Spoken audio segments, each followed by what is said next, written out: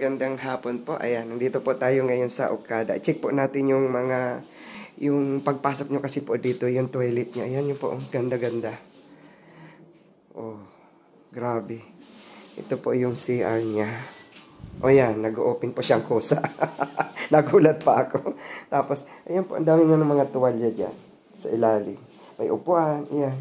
Tapos, ganyan po siya kaganda. Tapos, ito po yung mga sabon-sabon nila. Kompleto halos. So, di ko na maintindihan kung ano-ano itong mga nandyan nakalagay. Oh. O kaala mo lang nasa bahay. Oh.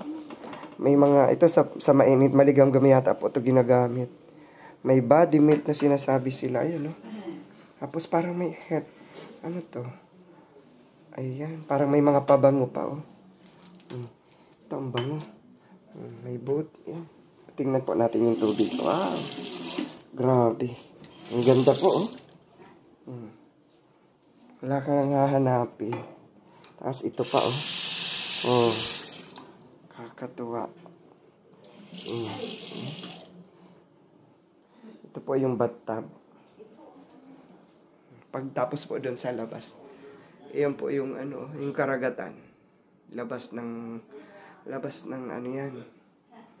Hotel. Ang laki ng CR. Ayan, pagpasok nyo po dito, iyan ah. Grabe.